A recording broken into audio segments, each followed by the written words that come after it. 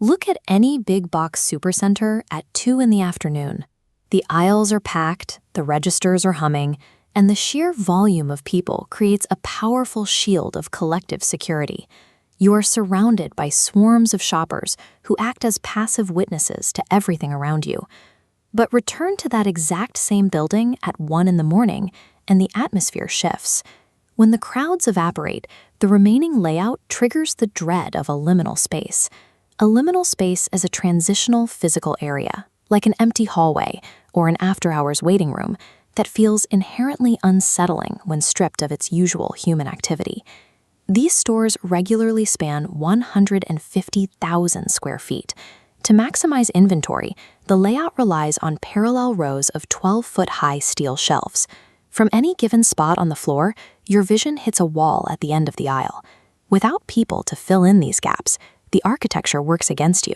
The intersecting aisles and sharp blind corners provide a ready-made labyrinth for anyone looking to move unseen. The building itself offers no protection.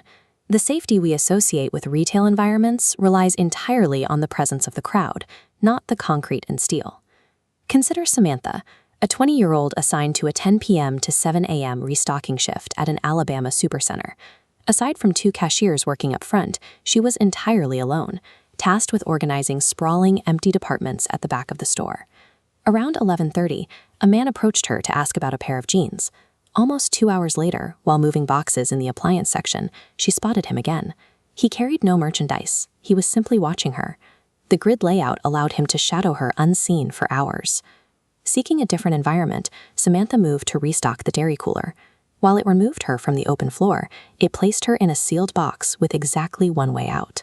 The heavy doors burst open. The man from the aisle stepped inside. Samantha ducked behind a pallet of eggs, but he found her, looming over the boxes with a smile. When she screamed, the loud hum of the giant refrigeration units drowned out the noise, completely masking the assault from the rest of the store as he tried to muffle her mouth with his hand. She managed to shove a box of eggs into his chest and sprint past him to find a coworker. But the predator didn't run. He calmly approached the 2 employees and introduced himself as Tom from corporate, claiming he was simply checking to ensure Samantha wasn't slacking off. He gave her an order to finish up her section and briskly walked out. Management confirmed the next day that there was no corporate visit, and security footage proved the man had been stalking her all night. The sprawling open floors gave him the cover to hunt, and the enclosed storage rooms gave him the privacy to strike. The danger doesn't stop at the checkout counter. A customer secured the very last promotional laptop on the shelf.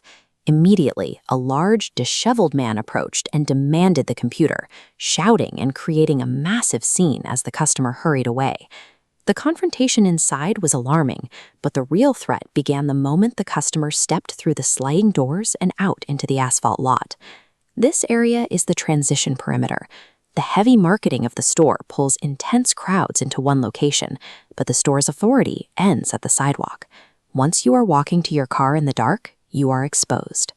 The customer drove home to a closed-off community, but shortly after arriving, a motion light clicked on outside. Then their car alarm began blaring.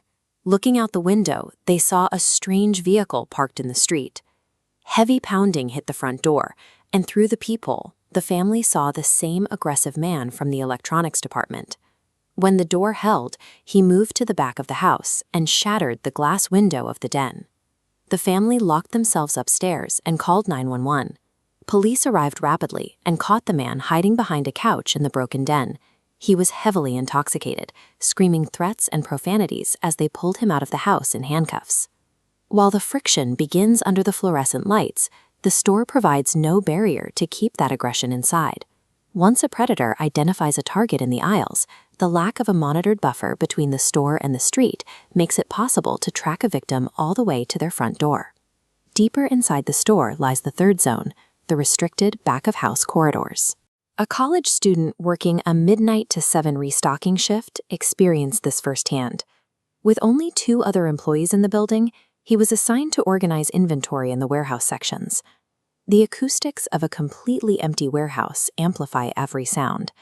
While working the paper goods aisle, he heard a heavy crash as a display bicycle was knocked to the floor nearby. Then came a low, echoing laugh. he spotted a man dressed entirely in black peering around the end cap. The figure darted away, and the heavy thud of rapid footsteps began circling him through the maze of adjacent aisles. Desperate to regroup with his coworkers, he retreated into the employees-only bathroom in the warehouse. Much like the dairy cooler, a room designed for privacy instantly became a dead end with no alternate escape route. The outer bathroom door creaked open, then shut. The low laughing returned, echoing off the tile. A figure stepped up to the occupied stall, moving so close that the vertical gap in the door was entirely covered by a single, unblinking eye staring in, accompanied by unintelligible whispering. The student quickly dialed his coworker on his phone, speaking loudly to scare the intruder off. The man ran, but when the boss checked the security feeds the next afternoon to identify the trespasser, they found nothing. Every single camera screen had returned pure static from the night before. Without a physical crowd to watch your back, the store's surveillance grid is your last line of defense. But when you are cornered in the deepest parts of the building, you may find that the technology you rely on to keep you safe simply isn't there. This chart shows the architectural priorities of a modern supercenter. The layout achieves maximum inventory capacity and operational efficiency, but it results in a massive drop in visual surveillance. The open floors isolate you, the parking lots expose you, and the storage rooms trap you. The massive thanks of bright lights and the bold "Open 24 hours" banners on the facade project a constant feeling of order. But this is a psychological placebo. The lighting tricks your brain into feeling secure in a space that is physically designed to hide movement. A sprawling grid of towering steel shelves functions beautifully when thousands of shoppers are navigating it. Remove the buffer of the crowd, and the environment breaks down into a series of blind spots and bottlenecks. Late-night retail environments operate as unmonitored mazes. You are moving through a space designed for density, often with no way of knowing who is standing just one aisle over.